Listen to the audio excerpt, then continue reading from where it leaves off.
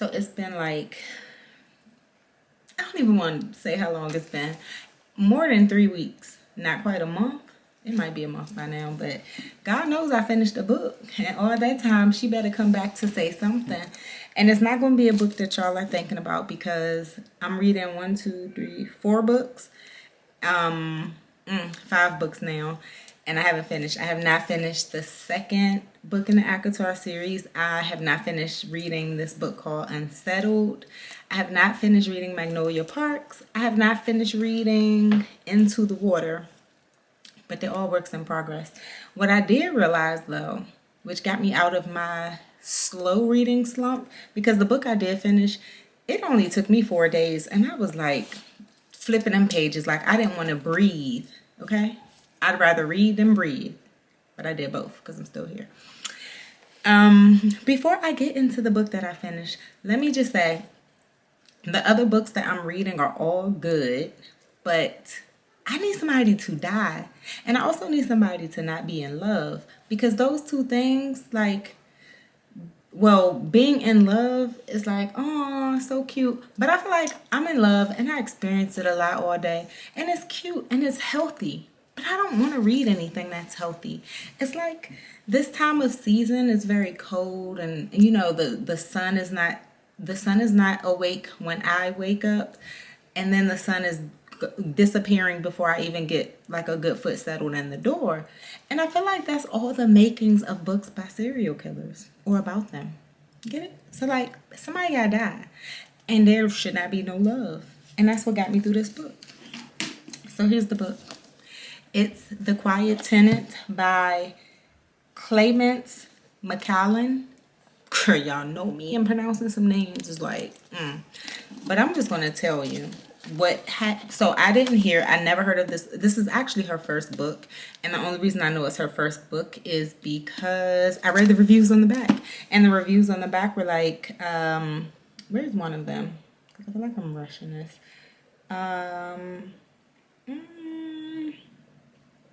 I don't even see it. Maybe I did Google it or something. But it was just like, for this to be her first book, like, girl, you did that. And furthermore, she speaks French. So French is her native language. And she really wanted to write an English book. And she nailed it. So what prompted me to get this book, it was maybe 2 weeks ago. And I was like, oh, we're coming up on Halloween season. I don't want to read anything infested with ghosts and like fake. I won't say fake because sometimes ghosts are real. But I didn't want to read anything that was like spooky. I wanted a thriller. And so what hooked me with this, it was at an independent bookstore, Politics and Prose, if you're from DC or the area. And it was sitting on the table. I think it was Neighborhood Favorites. And so I didn't even read the entire synopsis. All I read was this part here. Can you see that? I hope I zoomed in enough. There we go. And I'm going to read it again because I moved it real quick. But it said, a pulse-pounding psychological thriller about a serial killer narrated by those close to him. His 13-year-old daughter, his girlfriend, and the one victim he spared. Let me go see what she wants. I'm not even going to stop it this time because I want y'all to see the that I got to go through.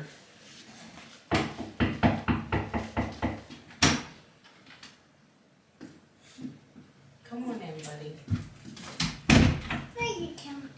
I'm trying to make my YouTube for my books. No, my YouTube. I'm going to let you make one after. Can I finish mine? And then you can get a turn. Okay. High five. Is that a good idea? Yeah. Okay, great. So yeah, we have a guest, but you can't quite see her. I'm sure you'll hear her soon. No, you can see it right there. Anyway, the one victim he spared is the quiet tenant because this man had her living in the shed. And then before she was living in the shed, and I'm not going to give it away. Like, this stuff is found in the synopsis. You know what? I'll actually just read the synopsis and add a little oomph here and there. So, Aiden Thomas is a hardworking family man and a beloved figure in the small upstate New York town where he lives. He's the kind of man who lends a hand to others and always has a good word for everyone. But Aiden has a dark secret he's been keeping from everyone in town. He's a kidnapper and a serial killer. Aiden has murdered 8 women, and there's a ninth he has earmarked for death, Rachel, imprisoned in a backyard shed, fearing for her life. Mind you, he had her in the shed for 5. Well, he's had her. It wasn't just in the shed, because then they moved into a house. But he's had her for 5 years. So, crazy. Anyway, when Aiden's wife dies, he and his daughter Cecilia are forced to move. Aiden has no choice but to bring Rachel along, introducing her to Cecilia as a family friend who needs a place to stay. She over here trying to outdo me, and I don't like it. But I'm going to keep going. Anyway, after 5 years of captivity, Aiden is betting on Rachel's being too brainwashed and fearful to attempt to escape. But Rachel is a fighter and a survivor, and she recognizes that Cecilia might be the lifeline she has been waiting for, his 13-year-old daughter. And when Emily, a local restaurant owner, develops a crush on the handsome widower, she finds herself drawn into Rachel and Cecilia's orbit, coming dangerously close to discovering Aiden's secret. And the reason, oh my God, I don't want to give anything away, but I'm going to just say, this girl came to the doorstep, and Rachel, which isn't even her real name, Rachel did not have the balls at that moment to say to her, girl, get me out of here because he got me.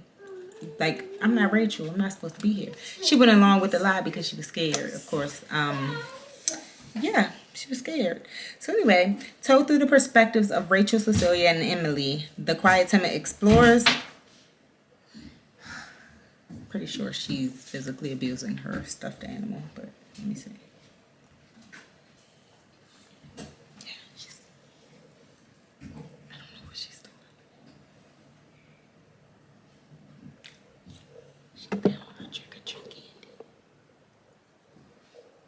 What are you doing, Naomi? I got candy. I have trick-or-treating bags.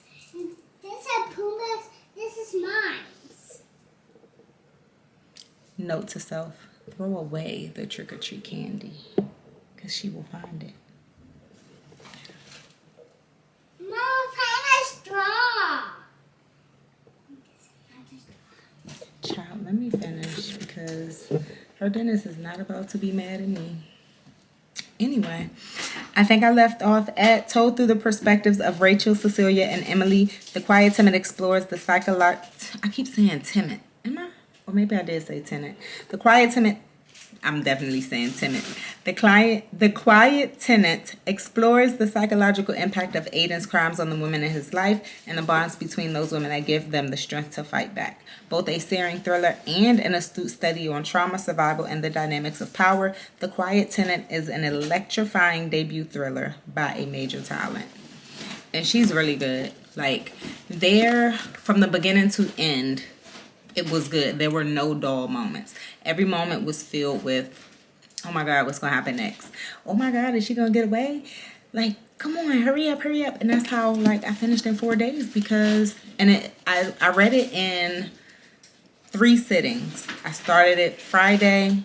Saturday, we had to drive to Pennsylvania for my son's football game. And so I read a long chunk. And then I actually think I finished reading it on the way back. So maybe I started Thursday. But it was a page turner.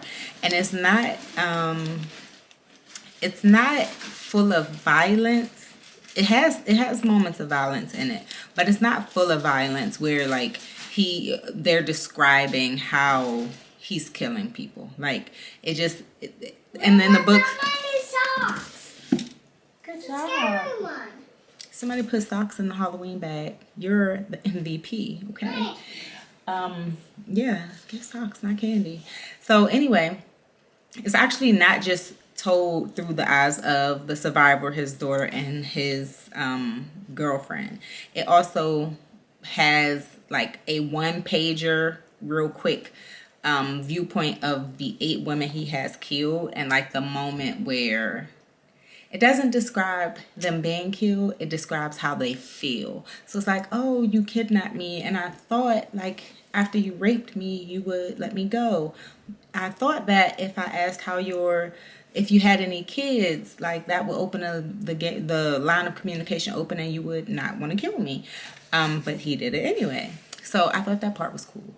It was just overall a really good book. So reading that book, and I realized like I just needed somebody to die and not be in love. Led me, and I took the cover off because if you know hardback books, like trying to keep up with the covers of them, I just take them off because they get in the way. But this is Into the Water by Paula Hawkins, and she wrote The Girl on the Train, and I love The Girl on the Train.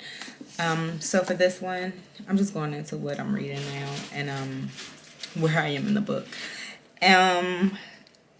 So the Quiet Tenant led me to read this book. It's been on my shelf. I'm like, let's keep up with the thriller. And based on the synopsis of it, no one was falling in love, but people were drowning. So I'm really excited to read this one. And I'm on I've only read one page. So I'm on page 3. And then I'm still reading Unsettled. This is Unsettled. And I like it. I'm not that far in the book. I'm far enough to not turn back unless it starts to get really, yeah. But I'm on page 73. And the 2-hour cocktail party. I don't know if you all have heard about this, but the more I have been into writing books and articles and editing my magazine, the more I want to pull people together, step out of my comfort zone, pull people together, and start hosting little 2-hour cocktail parties in my house. So this is a really good start. I'm gonna try my first 2-hour cocktail party on December 1st, and it's gonna be a vision board party, so it's pretty cool. And for this, I'm on page 48, and I'm at the chapter where it talks about who to invite, because everybody is not going to be friends with everybody. I want it to not be uncomfortable, but I want people to meet new people. And so I'm inviting people. I'm hoping to invite people from the max is 15. So I'm hoping to invite 3 people from 5 different groups. So I'm going to invite 3 of my good coworkers, 3 people who I met on Instagram, but never met in real life. 3 people from my mommy group, 3 people from growing up. So sort of like that. So people can mix and mingle. Magnolia Parks, I will be honest, while I am still reading this book, I haven't made it past page 2, and it's been over a month. So I actually might remove this from my current stack of books that I'm reading, just because I haven't touched it. And I don't want to keep saying I'm reading it, but girl, no, you're not, because you haven't touched it in over a month. Actually, it's been since the summertime. And then the other book is the Calm book, because I do pride myself on, though I do not have my anxiety by any means controlled, I do pride myself on trying to remain calm, and I do a good job. But it's just keeps me sane. And I actually do have another book, and this is a workbook, so it's not just about reading. And then I do have another book by Rick something. I forget. But y'all know it's that book with the circle on it and a black dot. You know what I'm talking about. But I keep that in my book bag so that if I'm at work and somehow find in the midst of teaching 8th graders a moment to read, I'll read. But that hardly ever happens. Okay. But that's it. I'm just glad that I'm back in the flow. So just a reminder, if you want to read a really good book, check out A Quiet Tenant, and please don't come for my nails, because I'm still trying to pick off the gel glue. That's why I don't get my nails done. I'd rather just keep them plain and simple. But here I go, trying to be fancy. Whew. And shout out to that one person who has followed me in the past 3 weeks since I've been dry and not pumping out any content, because I value you. I value all of you. And so, as always, please continue to like, share, and subscribe. Give me suggestions. Someone was like, can you please let us see your outfits because they look cute? I don't know if you can see it, but this is what I have on. It's a leather jumpsuit from Anthropologie, and then a Coast turtleneck bodysuit. But yeah, I'll try to do those things too. And I got a birthday gift from my daughter because I did hit a birthday, y'all. I'm 41 now, and she got me a Libra Pandora bracelet. Of course, she used my money, so there goes that, but it's the thought that counts. Anyway, I'm not going to stay away as long this time. I think I said that before. I'm not. I'm going to try to not. But y'all know life be lifing. And I got one kid, two boys playing football, one in college, one local. And then my daughter's in basketball practice, which reminds me, child, it's almost time to go. Because it's an hour-long ride. And she got to be there at 7. And it's 6:50, 5:50. So we're going to wrap this up real quick. Yeah. Adios.